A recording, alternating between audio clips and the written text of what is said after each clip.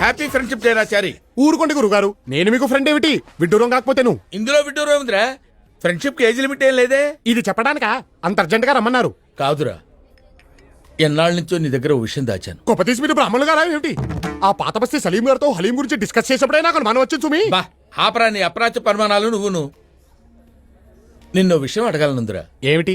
నువ్వు ఎప్పుడైనా ఎవరినైనా ప్రేమించావురా? ప్రేమ? నేనా? మనం కూడా ప్రేమించొచ్చా గురువుగారు? ఏ మనం ఎందుకు ప్రేమించకూడదు? అంటే చరిత్ర చూసుకుంటే సలీము అనార్కలి, రోమియో జూలియట్టు, లైలా మజ్ను ఎంతసేపు వాళ్లే ఉన్నారు గాని మన వాళ్ళు ప్రేమించినట్టు ఎక్కడా దాఖలాలు లేవే. చరిత్రదే ఉందిరా, చింపేస్తే చిరిగిపోతుంది. కానీ ప్రేమలా కాదురా. ప్రేమ ప్రేమ ప్రేమ అంటున్నారు, కొంపదీసి మీరేమైనా ఏమిటి సిగ్గుపడుతున్నారా? వీడు మొఖానికి సిగ్గు కూడాను. ఏమండోయ్, మీరు సిగ్గుపడ్డం మాని ఆ అమ్మాయి ఎవరో చెప్పండి. మన రాజమండ్రి గణపతి శాస్త్రి లేడు? లేడుగా. పోయిన పుష్కరాలకి మనిషిగా మునిగి శవంగా తేలాటగా. ఆ శవానికి పిండం పెడుతూనే వాళ్ళ పెద్దమ్మాయి శశికళకి బీటేశా. ఏమిటి మంత్రాలు చదువుతున్నా? నోరు మంత్రాలు చదువుతుంటే ఖాళీగా ఏం చేస్తారా? ఏసా.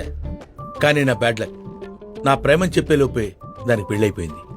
అదే పెళ్ళిలో వాడు రెండో కూతురు లక్ష్మీకళని చూశా. Just average. అందుకే దగ్గరుండి ఏదో సంబంధం చూసి పెళ్లి చేశా. కానీ మూడోది చంద్రకళ ఉంటుందిరా. ఇంకది కూడా మిస్ అవుతాయి, మీకు మిగిలేది తల్లే. ఆ టెన్షన్ నాకు ఉందిరోయ్. అందుకే సంవత్సరం క్రితం తల్లి కూతురు ఇద్దరిని సనతనకు షిఫ్ట్ చేశా. ఒరేయ్, చంద్రకళకి నిన్ను పరిచయం చేస్తాను. నా గురించి నేను చెప్పుకోలేని విషయాలు నువ్వు కొంచెం గట్టిగా చెప్పాలరా. అమ్మాయిని చూపించండి గురుగారు, అల్లుకుపోతాను. ఆ పని మాత్రం చేయకురోయ్. పెళ్లిలో మంత్రాలు సాయం చేసినట్టు ప్రేమలో మాట సాయం చేయరా, అంతే.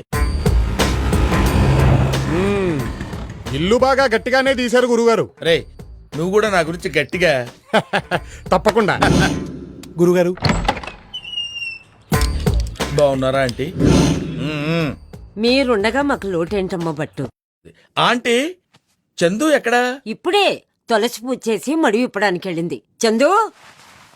ఒరే చారి, చందు గురించి చెప్పడం కాదు గానిరా, పరికిణి చుట్టినట్టుంటుందిరా. మీరేమో పాడికి పంచకట్టినట్టుంటారు. మ్యాచ్ అవుద్దా? పిల్ల వచ్చారు. అబ్బా, ప్రతిసారి దీనింటి ఏమిట్రా? ఆంటీ, చందు వస్తోంది.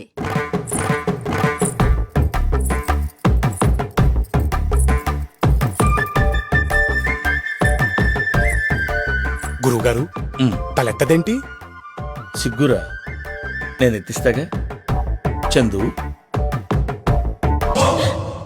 ఇదా? అదేంట్రా? అది కాదు గురుగారు, మీతో అర్జెంట్ గా మాట్లాడాలి. బయటికి రండి చెప్తా. ఏంట్రా నీ నసా? నసా లేదు పసా లేదు, నా మాట వినండి బాబు. భట్టాచారి గారు. చందు, నీకెన్నిసార్లు చెప్పాను భట్టు అని పిలవమని?